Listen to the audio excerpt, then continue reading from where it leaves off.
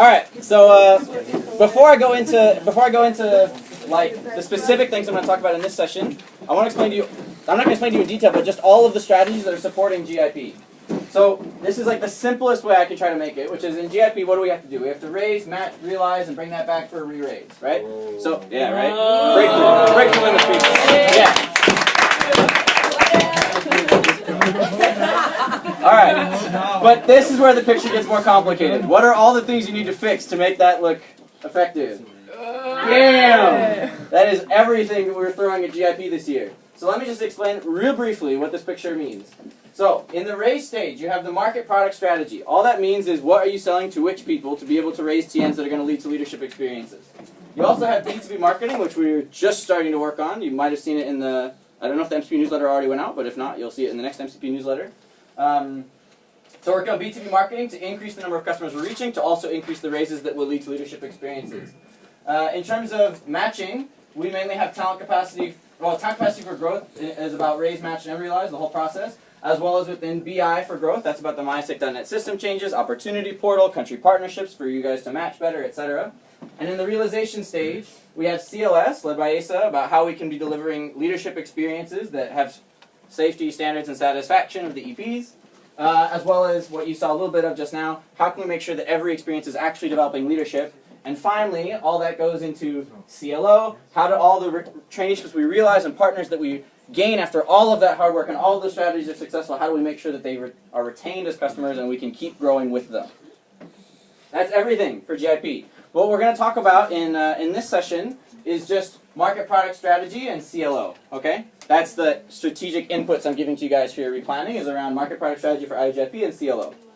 So we're going to start with market product strategy, okay? As I said, it's just who are you selling to and what are you selling them to make sure you're able to raise as many TNs as possible that are going to lead to leadership experiences for young people.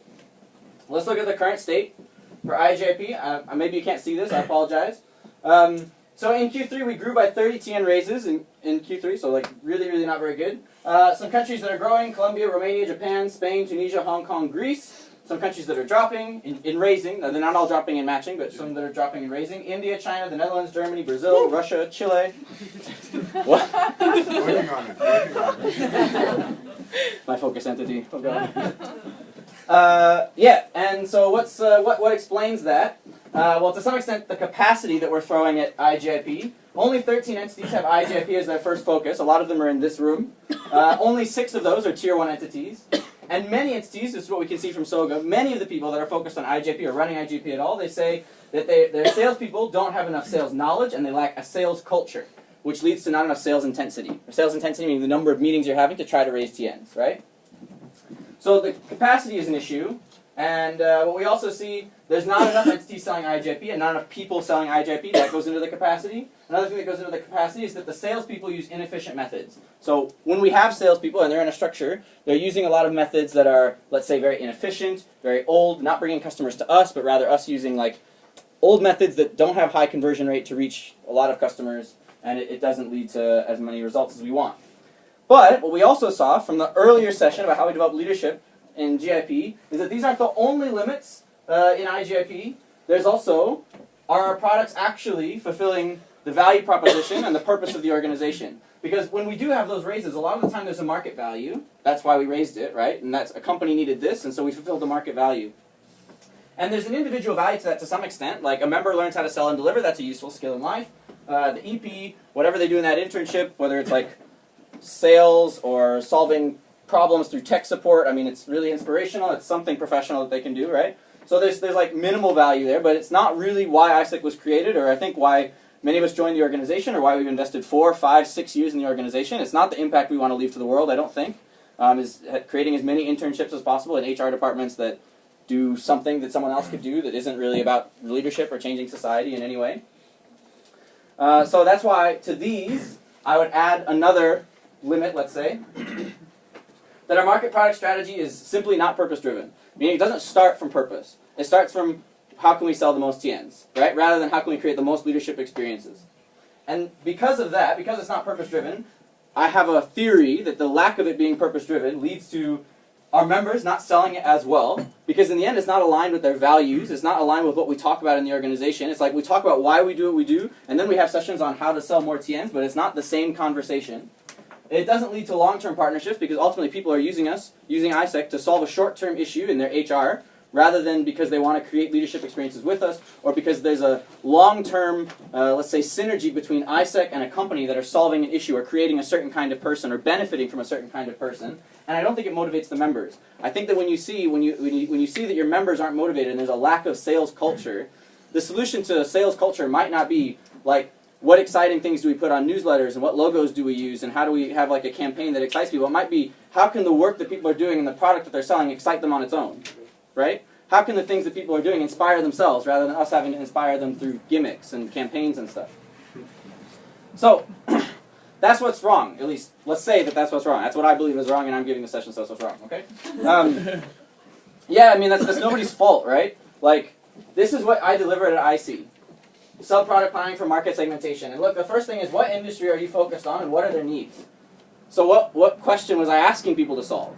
Like, it's not a mystery why that's the question we're solving, right? Because this is what we've been trying to do, and even what the organization, even from the top, has been trying to do for a long time. So it's not about anybody's fault. This is an organizational issue, right? That if we're going to be an organization whose purpose and actions are aligned, we have to tackle also as an organization, especially as the leaders of the organization, which you guys are about a quarter of the network, represent about a quarter of the network in this room, and the AI team is leading all of that, so we have to address the problem. So that leads to the question, how can we create a purpose-driven market product strategy? If that's the problem, how can we fix it? So I can give you some, I will in this session give you some specific ways to fix it, real concrete things you can do in your entity. But first is about, what would the outcome be if we fixed it? Like, what problem would we be trying to solve in the first place? And for that, I have a question for you guys. And it'll be on the screen, and I just want you guys to take like 2 or 3 minutes and answer this question. The question is, if you could place 1,000 EPs in any companies or any industry in your country, which ones would you choose? Because you know that they would develop a leadership experience. You know that the work they'd be doing would be impactful. You know that the company they're working for is making a change in society, is leading society in the right way. And it might not just be like a hospital. It might be a company that represents a mindset, or is an important industry for the future of your country because of the economic circumstances of your country or something. But what I really want you to do is challenge yourself and like really genuinely ask yourself this question. Don't just spit out your current market segmentation or your current sub-product, because I asked the same question to the MCVPs in the GIP monthly meeting, and so many of them were so excited to tell me, well, the thing that our country needs is marketing. The thing that our country needs is IT. And maybe it is. Like, I'm not saying it can't be at all. Like, you could see in Spain that marketing was so relevant, right? I mean, it totally could be. But don't just send that out because that's what you've already decided, or that's what your predecessors did, and that's what's been done for generations, and you want to solve a talent gap. What is really, if you zoom out and forget all the decisions that have already been made in your entity, where would you put 1,000 EPs if you knew they were coming and you have to place them in places where they're going to develop leadership and it's going to matter for your society? Where would you put them? I'll give you guys 2 or 3 minutes to think on that, and then we'll go to what you could do about it if you have an answer. It can be in different places, right? Like 100 here. Or, I mean, it's not so important they add up, but I mean, it's quite forward thinking actually. It's pretty good. I think he means is, and you can choose more than one. Yeah.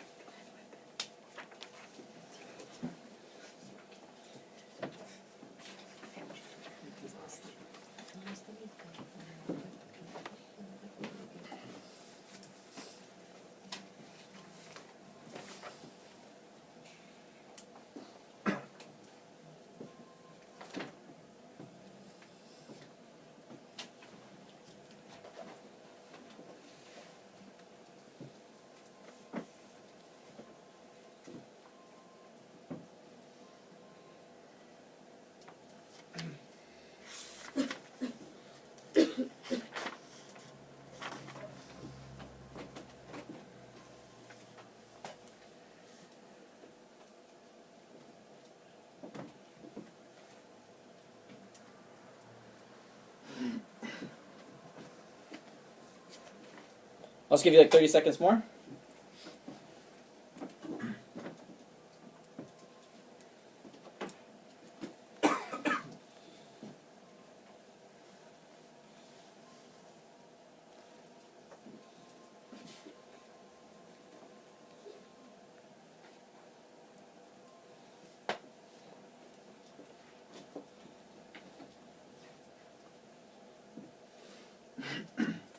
Okay, I just have a small question about your thinking process when you went through that.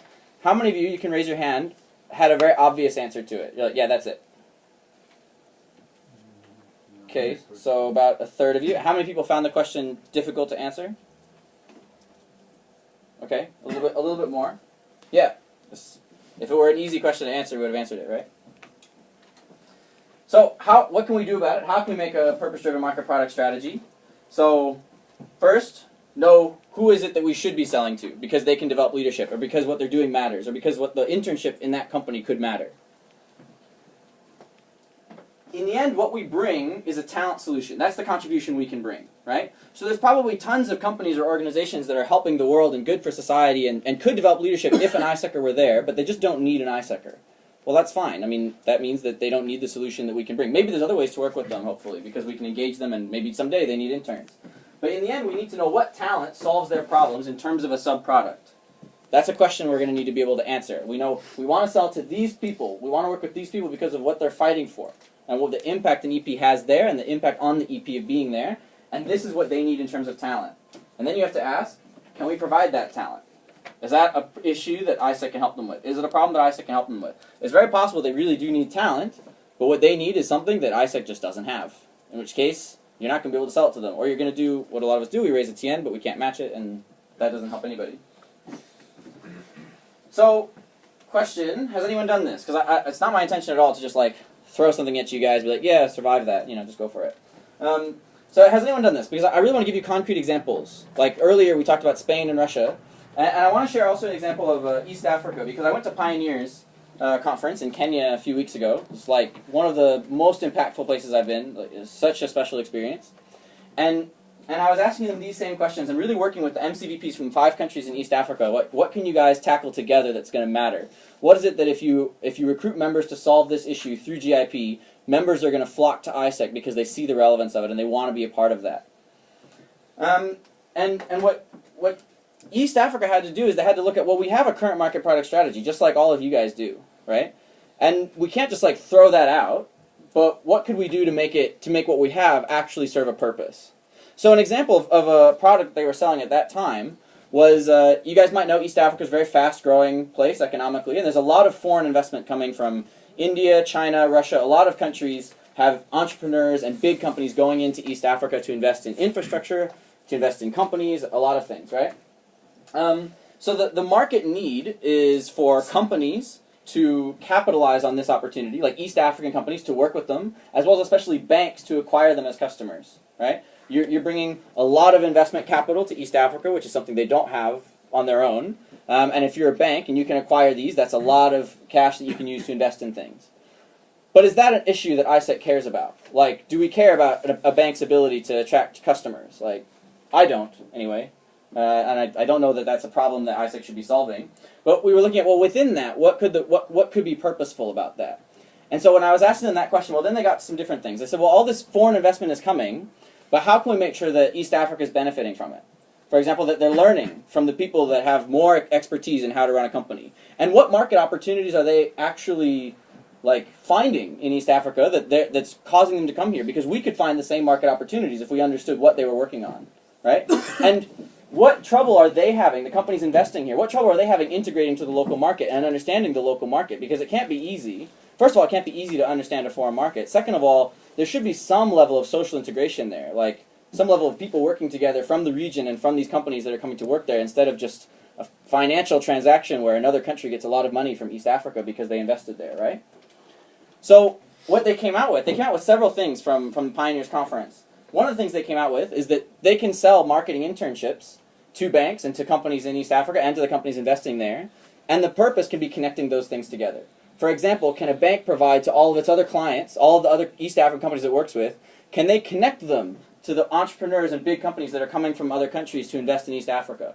Can they help them learn how they do business and what it's going to be like to do business with these kinds of companies, how they can understand how to work with them, right?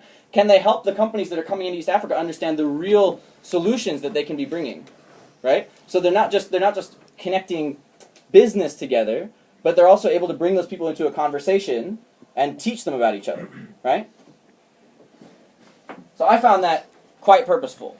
and an example of how you don't have to necessarily start with this is a market segment that's changing the world, but you can still say in this market segment that was going to do this anyway, we can provide an internship that can change a person, and what they're doing can be changing that situation, right? Does it make sense, the example? Yeah? Okay, I just want to make sure I explained it well. So, if we were looking at the previous market product strategy and like how we might rewrite it now, it might look more like this. What's the relevant market segment you want to sell to? Meaning, in what industry can you develop leaders who will have a positive impact on society? And instead of what's the JD that fills their need, what's the JD that develops leadership? What can the EP do that will develop leadership and serve the industry's needs? So there's an aspect of what market are you selling in, there's also an aspect of what is the EP doing that's developing them and that's important, right?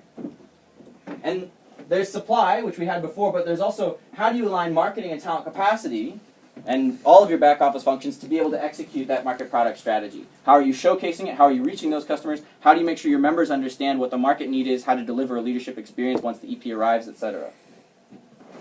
So, what might be running through your mind, do we have to change everything, right? It's like such a fundamental issue, maybe with iGIP, you have to change everything. So, no, you don't have to stop raising TNs. That's not what I'm saying. And you don't have to drop your current market product strategy, right? Just like in East Africa, they didn't drop their market product strategy, but they entered a genuine conversation about how can it be more impactful, because we want to be providing impact. And you don't have to raise only with nonprofit schools and hospitals, right? The things that would commonly come to your mind is like, yes, those are obviously helping the world every single day, because there's a lot of other companies and other organizations that are helping the world. Maybe not quite as directly as those are. So what can we do? So we're not going to do these very extreme things. What can we do to actually just make the GIP program serve the purpose it's supposed to? We're going to make specific changes to what we're doing now. I'm going to talk about those. And then we're going to start doing new things to build a purposeful GIP program, right? But it's not like, here's what we were doing and here's what we're going to start doing tomorrow. It's like, here's what we've been doing and in the future we need to get to here. So we're going to move like this, right? So how to change what you're doing now? In the JDs your EPs are currently doing, add activities that develop leadership. And ideally, it's not activities outside of their JD, right? So it's like, so one day of the week they also volunteer to school. It's like, well, that's kind of random, right? I mean, it's like, yeah, I mean, it's better than them not doing something at school, I guess. Like, it's still cool. But what's actually in the JD? Why is an ISECer doing this to develop leadership? Ensure that your TN takers understand and want to co-deliver leadership experiences. And this is something the AIBD team does. It's something also that ISEC in Russia does, is you ensure that a TN taker understands why they're working with ISEC and that this is what ISEC's, let's say, like interest is in the relationship. And if they see that a company isn't working with ISEC or isn't interested in developing leadership, they don't work with them. AIBD team and ISEC in Russia both. Because in the end, it's not what we want to provide in the end, right? Even if it's a realization on the system, is that going to be an environment where a leader develops? Is that the role modeling we want to give to our members about how to have an impact on society? Embed purpose into your sales member education, your marketing, and your sales process. So what that means is your members understand it, your marketing messages, what ISEC is about, and your sales process includes steps in the market research and the initial meeting and the TN raising, etc., that ensures that a purposeful JD is gonna result from it, a purposeful experience. So that's how we start doing things now, right? Specific things we can do now, and now there's new things we have to do, and I know that that's really challenging. I know that people don't want to do new things, okay? But we should. And there's a very specific resource for you guys. You don't have to do all that on your own. GST has your back on this, okay? Now, as you should expect, GST does not solve your problems, but they can give you a head start on something, right? And that's what they're trying to do. So there's a little trick here, which is we have WENA and CE in the room, and I have a GST that was selected regionally, but in a weird twist of fate, no one from WENA applied for my GST, even after I sent an email to all of the MCVPs in WENA about it. So what CE will get from the GST is this. Okay, I'll explain what CE will get. WENA, you see what catching up you have to do, okay? So this is what CE will get from the GST. At the end of November, suggested market product strategy with unique selling points and recommended supply. Okay, so we've looked at the market, and I'll show you the process they're using to do this. We've looked at the market, we've looked at the issues, we've looked at what organizations are working on, we've looked at what's worth fighting for in your region, and this is what we think could be a market product strategy that you could use. By the end of 2013, you should get product packaging and targeting lists for that market product strategy. Meaning, if you want to sell this, this is what you can use to sell it. That explains everything that you need to say to the company and what you need to teach your members how to say, as well as here's companies you can approach, call them, right?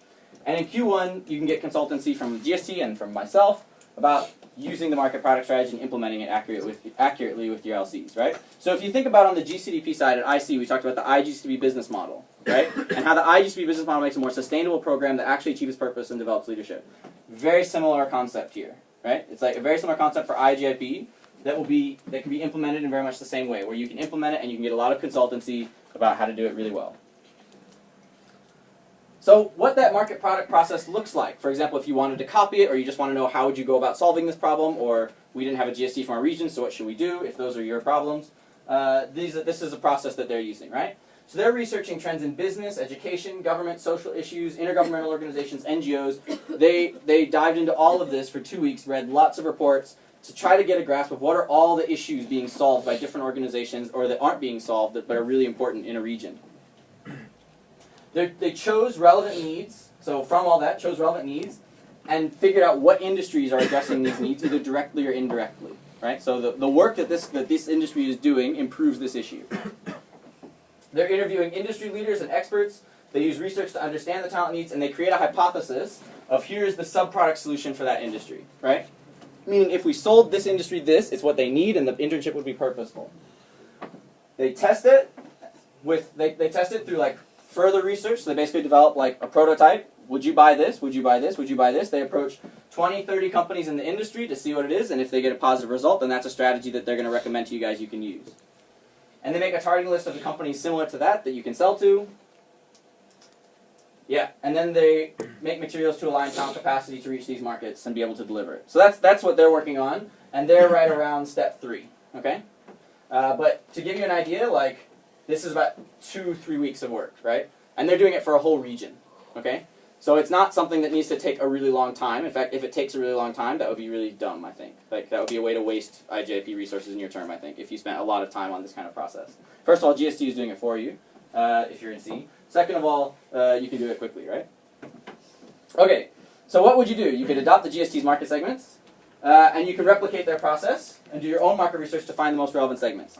So will this solve all of your problems? No, of course not. You still need to train people. You still need to market, sell, and deliver well. Okay, it's just a market product strategy. You still have a lot of issues you need to be able to solve. Also, you'll create some new problems. For example, in ISEC in Columbia, which I think has a very relevant market product strategy that they have very well linked with local government and big companies and nonprofits, the members see the impact of what they're selling in the teaching subproducts so clearly that they don't want to sell the other subproducts. That's an honest problem that ISEC in Columbia is having, is the MCVP is telling the LCVPs that they need to sell this and they don't really want to. And in Russia, the sales members were so successful so fast that they don't feel very much pressure to perform anymore. This is what Dasha told me, right? When I was asking her, like, you guys did so well in the first 2 quarters, what's happening now? She says, well, basically the strategy was very purpose-driven, but the members weren't purpose-driven enough yet, right? Because they've made their results so well that, like, how much more work are you going to put in to have grown 120% instead of 100, right? Now, when you think of every one of those experiences being a human life that's changed, it's different, but we're making progress, right? And what will the impact be when you do this? I think, anyway. So more sales intensity because members understand the why of what they're doing, right? And when you recruit a member, and when you train them, and when you ask them to do something, and when they deliver experience, there's the same purpose in all of those things, right? So if you draw them to the organization with the message that you can learn how to change the world, and you can help other people change the world, that's actually what they're going to do, and actually what they're going to be a part of. And I think that's something they're going to wake up for, and why they're going to make so many phone calls, or why they're going to go to so many company meetings. You'll have better leadership experiences for the EPs and members because they're going to be contributing to what the society needs. Not just a random internship in a company, but they're going to see, the members are going to see, I can contribute to the solution directly this way, and I can learn more about how to contribute to solutions through the market. And the EP is going to learn, in my job that I want to do professionally, this is the kind of company I can work in, or how I can make it an impactful thing for the world. Yeah, and more TN raises with better customers for the purpose that we're trying to achieve. So I think those are, like, if you want to know the tangible benefits of implementing something like this is what I would expect and what we've seen from, like, ISEC in Russia or ISEC in Spain, let's say. But the main thing I would say, though, is that this strategy this is big ISEC. This is the big ISEC strategy for GIP, because what is big ISEC? It's developing leadership in every experience on a scale greater than ever seen before, right? And that's what this strategy is. It's how can we take the GIP program we've been selling, which hasn't been growing very much, which even if it were growing, probably wouldn't be developing leadership and serving the purpose that we want it to serve. How can we take that and make sure it's developing leadership in every experience on a scale greater than before? That's why the strategy matters, I think. Because it's the actual implementation of Big ISEC, not just the dream of it, but how do we make it a real thing. On the question of how to make it a real thing, I have some advice for you guys in terms of your replanning process. So this is a little bit detailed, but I'm going to take you through it step by step, so it's quite easy. How can we address this in replanning? This is an activity, when you need to do it by, and what tier you should do it. There's a second page, so not everything is for all 3 tiers, okay? It's not like I just, all of you should do everything. So, choose what market segments you want to sell based on if you could bring 1,000 EPs to your country, what would it be? That might be a conversation you want to have with your MCPs, it might be a conversation you want to have with your LCPs, it might be a conversation you just need to have with yourself or with me. But that's a first part of the decision-making process, right? This is the impact that ISEC should be having in our country, and if we did, our country would actually be better and our members would really develop leadership. You can message the purpose of GIP to LCs in all of your channels. So the same as today, we had we had Big ISEC, and then we had the why of the programs that we run to lead to Big ISEC, and now we're talking to you about the strategy. It's all one linked message, right? We can create leadership on a scale never seen before if we do these things. You can add purposeful elements to JDs of your current market product strategy. Integrate the CLO. Oh, frickin' A. Sorry, that's from the next thing. Anyway, you should do that too. Integrate the CLO Summit output. Really good idea. Also, share the clarity of the why of GIP with TN takers and help them plan to co-deliver leadership experiences. And you can embed the purpose of GIP in all your marketing, time capacity, and showcasing for iGIP. These are things that I think everybody can and should do. I think if you're working on a very low scale in iGIP, then the value of this is that it can really help your members understand why they should be doing iGIP and the value that it can bring to society. If you're working on a very high scale in iGIP, I think this can help you make sure that your members are really selling the right thing, as well as make them sell for some reason other than sales campaigns and like gimmicks that you can run, which are very effective, so you should do them, but what's the purpose behind them? What does it lead to if they're successful? Looking more at Tier 2 and Tier 1, and by the way, everybody can do anything they want or not do anything they want. It's just suggestions from my side. Yeah, for Tier 2 and Tier 1, to integrate at least one new market segment from the GST research. I mean, first of all, the GST have to have the research, and it has to be good, so that's coming, right, by the end of November is what I said. And if it's good, and you think it's good, then you should integrate at least one of them. And you need to help your LCs adjust their market product strategy to have purposeful internships, right? I mean, it's not just what happens at the MC level. If you want to do this, you're going to need to give consultancy at the LC level, right? You're really going to need to work with LCs. Maybe you want to choose LCs to work with on different levels, right? So this LC needs to implement these things, this LC needs to implement these things, like a growth model that we were talking about in the replanning framework. And for Tier 1, I think it's like, if anybody's going to do their own research, it makes sense for Tier 1. Create a new market product strategy based on purposeful GIP. Maybe the GST research applies to you, but you think you can do better. Maybe you want more than one new segment because you are ambitious and want to create the biggest ISEC possible. Awesome. And you need to test the new market product strategy on the national level, right? So your BD people can be starting this. You can have national sales team to start this to prove what works and what doesn't, so that you don't send all of your LCs in the wrong direction by accident or something like that, right? Okay.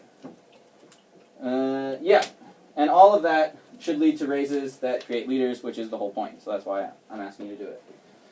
So, question, why go through all the trouble, right? It's a lot. It's like a huge challenge. If you were to actually do all those things, that's like pretty challenging, right? So I would just say, what are we actually trying to achieve in ISEC? I mean, I've been in the organization 5 years, almost 6 years. Many of you about as long, right? So between us, there's something like 150 years experience in ISEC, 200 years experience in ISEC. So what organization are we going to leave after all that work, right? And what are we actually trying to achieve here? Because we joined an organization, we've been in an organization, we've led an organization, we've told the world that our organization is about creating leaders who are having a positive impact on society, so we better start doing it. Or not start doing it, but make sure we're always doing it in everything we do. And if this is a fundamental problem, which I think it's a fundamental problem, I mean, when you look at the TN forms that are on the system, and I think when you look at the stories of countries that are really doing an amazing job with GIP, and then you reflect on sort of the GIP that I ran when I was MCP, or maybe the GIP that you feel you're running as an MCP, you can see a gap. You can feel that there's a difference between that purposeful GIP and the GIP that's existing in most of the network. And if that's a fundamental problem, then it's up to ISEC's leaders to bring a fundamental solution. I mean, we say that our organization is the fundamental solution anyway, right? That we're providing the fundamental solution to society. So within our own programs that are supposed to deliver that fundamental solution to society, we have to tackle the fundamental issues, right? We can't hide from those or run away from those. Like, it wouldn't make any sense. It's not the spirit of our organization. It's not what we're about. And when you confront, if you're the leader that confronts that fundamental problem and is able to solve it, you're going to make an organization whose purpose and actions are aligned.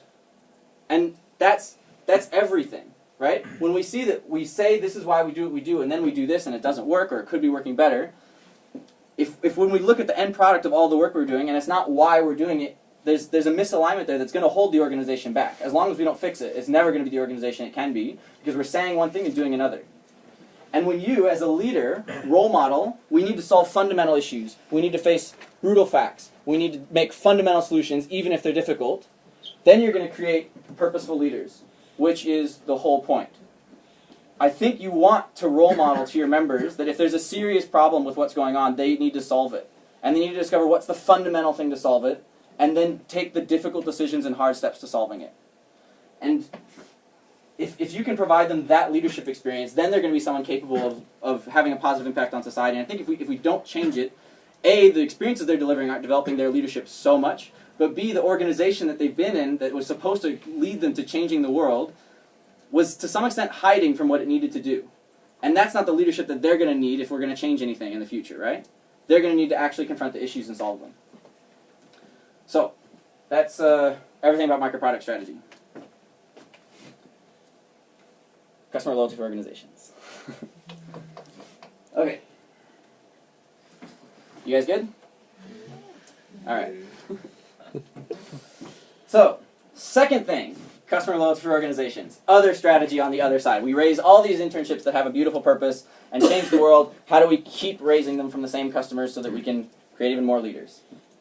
So, very, very simply, this is what CLO is supposed to accomplish in a visual way, right? So you had all of our customers in 2011, and you wanted to take them into 2012, but only a very few of them came, and then we had to get all kinds of new customers, and we had a little bit more customers than 2011, but because we had to do so much work just to get new customers, we didn't have that many more customers. Same thing happens in 2013 so far. We have all these customers from 2012, and we take just a few of them into 2013. And what we want is an organization that does two things. One, that keeps these customers, converts them into 2014, but is also able to keep acquiring new customers. Because if we want to be always delivering more internships every year, that very simply means more customers taking more trainees, right? If you're always trying to create more internships with the same number of customers, it means you're working harder, and it's not the fastest way to do that, and it's just not going to lead you as far as if you're retaining customers. I think it makes a lot of sense, right? If you're trying to get somewhere, you can't lose everything that you're doing every single year. So how do we do that? So in the short term, re-raising based on the 100 Days Challenge and the KEP model, which is what we talked about at IC. And in the longer term, creating a program that has loyal customers because we have the right products and the right processes based on what our customers are telling us. So I want to take you guys through the KEP model just to remind you of some of the things that we said at IC that hopefully have been implemented. If not, there's a second chance for everything, so you can start now. In terms of conversation, KEP model, we recommended that you have a monthly touch point and quarterly meetings with companies. Meaning you're in touch with them every month at least, and once a quarter you have a physical in-person meeting to understand how the partnership is going. We created a video guide for Podio as a CRM that's been used by 2 entities to my knowledge. Yes? So basically you need a CRM if you want to be talking to your customers or know that your sales members are talking to their customers. Who doesn't have a CRM? It's really okay. Like people can raise their hands. Everyone has a CRM. Huh. What is the really different levels? I think Soga says differently, but okay. I'll check. I have for a week. Yeah, and I should have updated this. So the 100 Days Challenge has led to conversations with 6% of our customers. I think it's led to more than that, but we measure that by the number of surveys we receive. There's a lot of reasons that people don't always submit surveys, or they submit it but there's a mistake and so we don't count it, etc. But at least 6% of our customers, which when you think 6% of our customers is about 400 customers. So 400 customers around the world have had conversations with ISECers about what ISEC could have done better, right? And what their experience was and if they'd like to take trainees again. We'll talk about the results of those. I think it's quite interesting. In terms of engagement, we emphasized events and advisory councils, like all of your partners advising ISEC in some way. We have the focus entities that are engaging customers, but in the engagement thing, I don't think we have a lot of like GCPs or something that we've shared with you guys yet. In product and process improvement, so we have the CLO Summit, which is taking the data we're using, as well as everybody's making phone calls to companies from their country, and we'll come out with lots of output on how you can improve your products and processes. It'll be based on tiers as well. And for talent capacity, we said very simple things. I think every account should have a person responsible. And so I'd also like a hand check on that. Like, how many of you, for every account in your country, like every customer you have, you know, or you could know if you needed to, like if there's a system that tracks it, who's responsible for managing and re-raising that account? Okay, that's good for those of you who have it. I mean, it's quite simple from like a analysis or a management perspective. You want to be able to say, these are the customers that are enabling us to change people's lives and change the world. And if we want to take all of them from this year to the next, which means you need people to be talking to them and re-raising with them, and here's who the people are that we need to be training. And we can also see for each customer, who have they been talked to this month, have they been talked to this quarter, because we have a CRM, and if not, then we know that we need to tell them to do that so that we can retain the customer. It's quite simple, you just need to be able to manage it. And the time capacity strategic meeting output included structures, JDs, learning development, that you guys can use for raising, account management, and re-raising. And we'll go into that a little bit tomorrow as well. So what do we learn from all these surveys? So, super interesting. Wow, sorry, takes a long time. Okay, so NPS score with our companies is 32, a little bit lower than our NPS with students. You can't read this. What it says is that the top promoter issues are the level of the trainee's motivation and the professional skills of the trainee. Those are the most important things. If the trainee is good, that makes sense. It's the product, right? If the product is good, the company is the most satisfied. When we look at passives, and detractors, well, we see that for passives, the top issues they recommend for us to improve is our selection process, visa documents, and information. So it's about ISEC, right? It's about how we're managing the process that can pull them down from promoter to passive. For the detractors, the detractor issues are mainly the trainee as well as the selection process, right? So what we can see, I mean, it's quite easy to draw some conclusion from that. The trainee and the quality of the trainee is the most important thing, right? And also, how ISEC manages the process can influence a lot how satisfied the customer is after that.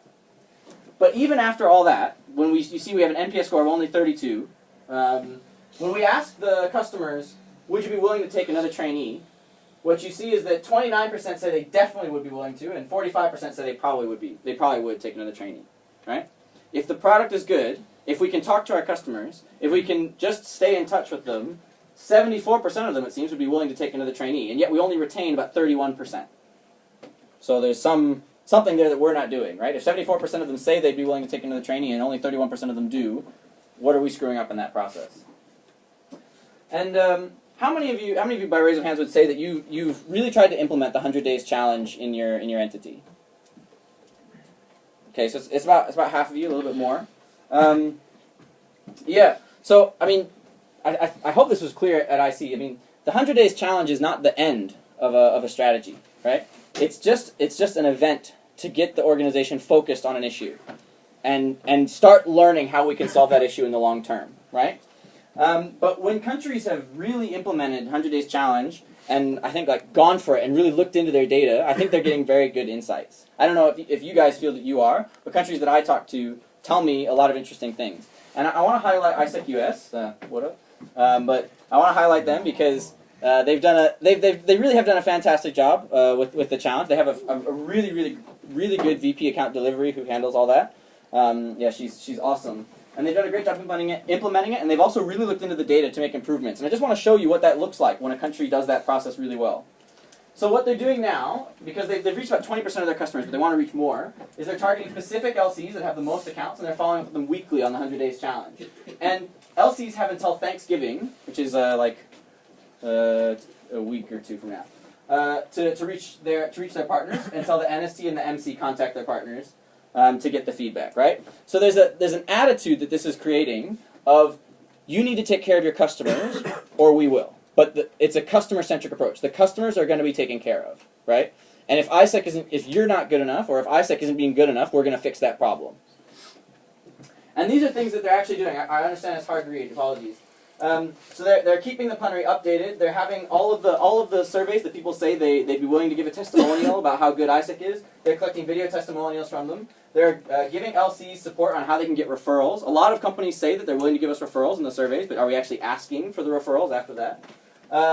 They have a specific like AD, account delivery, certification process, which is training that LC members need to go through before they can manage accounts, which includes what's the visa, like what's the regulations behind the visa, what's the delivery process look like, how do you manage a partnership. They're changing their like compendium to say that partners must be met with once a quarter according to the CRM that they have.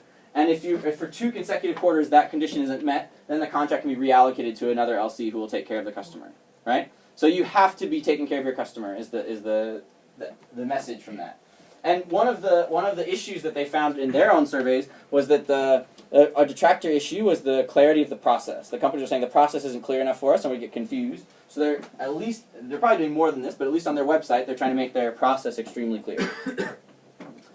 And 2 other things they're doing, or they said they were doing, is they're having their EPs write thank you letters to their partners to create creating exchange experiences, and they're including that in Christmas cards. This kind of thing works in the US. It's really nice. Send Christmas cards and they love it. And Steve and the LCPs are supposed to send letters to the detractors who answered the surveys with ISEC's New Year's resolution, their commitment to their partners. That's a very nice gesture. Am I going to get one? Are you the tracker? I mean, I might be. So those are all things that ISEC US is doing. I think it's quite remarkable, right? They've looked into their data, they've seen what the issues are, and they're actually changing things to make sure that they're able to take care of their customers better. Now, when you're implementing CLO, I really saw this when I was giving consultancy to countries. There's a lot of places where things can be misunderstood, either at the MC or the LC level, and things can go sort of off track, right? So I want to address some of those directly. So one is that the MCs or the LCs focus on surveys, but not on actually re-raising or the customer loyalty, right? And it's the same way anytime you do a campaign or something in your entity. You've probably seen when you're measuring something, everybody might focus on the measurement, but not the point behind the measurement, right? So if you're implementing you should be implementing customer loyalty for organizations. You need to make sure that the small steps you're doing, people understand the big picture that it's leading to, that we need to be able to re-raise TNs and have loyal customers. Also, another thing is that MCs and LCs can move their resources from new raising to re-raising. Like, so this semester, or this quarter, our strategy is going to be re-raising. And what about new raising? And that's not going to lead you to big ISEC either, right? If we go from, these are the customers we were focused on, and now these are the customers we were focused on, that's not sort of the fundamental solution that the program needs. It's about how do we focus on new customers and returning customers so that every year we have more customers delivering more experiences. A third is that MCs and LCs don't actually improve their products or processes. They collect the feedback, but they don't do anything about it. So just so you guys know, in B2B, that's like the worst thing you can do. If you collect feedback, you have to show that you're changing something. Or else if you collect feedback in B2B and don't do something about it or don't address it, you create detractors. So you shouldn't do that. Yeah, and another thing, and this is quite, I don't know, like sad whenever I see this, is that MCs or LCs like view this as a one-time initiative or just like a short-term strategy or something, rather than the way that we're changing the program. And if you remember, it's called the 100 Days Challenge, Changing the Way ISEC Does Business. So small tagline, we should have made it bigger, I guess. But the thing is that like it's not about like we have 6 members and they're working on new raising. We don't have time to do customer loyalty as well because those 6 members can only do this. Well, then you need to get more members, right? Like it's just if you don't have the capacity to do new raising and re-raising, then you need to add the capacity, right? And this is what I'm scared of the organization doing is like choosing: are we allocating our capacity towards new customers? Or are we allocating our capacity towards current customers? Are we allocating our capacity towards managing accounts well and delivering good service? Or are we allocating our capacity to growing? And it's not a choice of where you're putting your capacity. It's this is what's needed from ISEC to reach our goals. So therefore, this is the organization we become, right? We transform ourselves, we add capacity, we add education, we add to our management skills or our middle management so that we're able to do all of these things. And that's like the point of the 100 Days Challenge or something isn't, how can you make 8 people work harder so that they can reach all of their current customers? Because that's not going to be the solution. It's to reach all of your customers, you're going to have to change the way you do things, and then once you change that, you're going to be able to retain customers in the long term. So the same as in the last one, I have sort of concrete suggestions for what you can do based on tier, what you can integrate into your plan for customer loyalty. So the first is to set goals for new raising and re-raising for the rest of your term, right? So you can clearly say, this is how many TNs we want from new customers, and from our current customer pool, this is how many we think we retain and what we want to upscale them to. And that, when you're managing that week to week, and you're managing your VP, and they're managing their LCs, and your LCPs are managing their LCVPs with these goals in mind, that's going to make sure that the organization doesn't change its focus from new customers to current customers, but expands its focus, right? At least that's the intention behind it. yeah, you need a CRM that has the accounts, who is managing every account, what stage is the account in, when were they last contacted, and a dashboard of which LCs are the most active. Your CRM, if it can do those things, then it's useful. If it can't do those things, it's not as useful. You need account management minimums. Like I said, a person allocated to every account. Companies contacted every like 6 weeks or every month or something like that. Design engagement channels for all of your customers, having them on your advisory board, hosting and attending their events, building strategic partnerships with them. Can they be educating your salespeople on this? Can they be a learning partner for that? Can they be an in-kind partner for this, etc.? And seeking referrals from your current customers. When I was an LCVP, what I noticed was like there are lots of customers that were willing to give referrals, but we just never asked for them. Right? It's just like a thing. You just don't think to ask for them. And I think that probably happens in a lot of our LCs. And when we break it down to tiers for Tier 2 and Tier 1, yeah, so I think Tier 2 and Tier 1 can be innovating their products and processes based on the customer feedback they're getting. Tier 3, I'd more recommend you just look at like your surveys as well as surveys of countries maybe near you at the CLO output and see what makes sense for you, because maybe the amount of feedback you're working with is too small to make like a very good decision about how you should change your products and processes. You need to help your LCs create structures for new raising, account management, and re-raising. So I think that customer loyalty will become a long-term change in the organization if LCs change their structures to be able to do like new raising and re-raising. And I think if we don't change that, then I'm very worried that it'll just go away, right? It'll be like, oh, we were focused on it for 1 year and now it disappears. And for Tier 1, you can implement national structures for account management and re-raising consultancy. So you can have NSTs, you can have an MCVP, etc., who's responsible for giving people advice on how to re-raise, making sure that accounts are being managed, etc. And once again, the point, like not to get lost, the point in all of this is so that you can re-raise TNs that are going to lead to leadership experiences for people, right? So if you're like, don't get lost in like, what can we do? Can we do this? Can we do this? Can we do this to make our customers happier? The point is, what do we need to do to be able to re-raise with those customers so that they're long-term partners and we have more experiences, right? So, yeah, question, and I put this as a question: is this a priority? Because this really is the feedback I've heard from some entities that it's just not a priority. And yeah, I mean, maybe it's not. Maybe there's a lot of other things that should be priority. I'm not sure, but this is why for me it's very important, because you are the caretaker of all of the ISEC that has come before you in your country, right? Literally, all of the accounts that are still in your country is like the legacy in iGIP that's been left to you, right? And you have to move. You have to like hold on to that as much as possible, I think, because other people worked for it, and you're the caretaker of it. It's your responsibility. And you also want to make sure that all the work that you're putting in doesn't get lost the next year, right? So if you, and that's exactly why you need to focus, I think, on like, are LCs changing their structures? Are you measuring the right things? Do they have goals for re-raising? Do the LCs know how to retain partners? Because you can focus on this stuff this year, but what if your successor doesn't, right?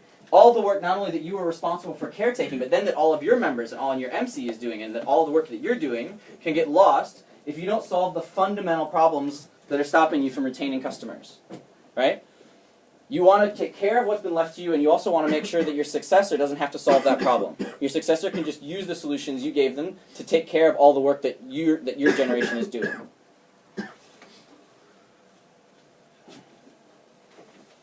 Okay, so that's everything for iGIP replanning inputs.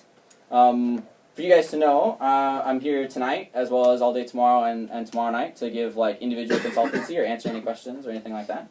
But those are the inputs from my side, and I think that you guys will of course also have the PPT so you can go through them and you can see for your tier what are the specific actions you can take, etc. Okay? That's it. Thank you.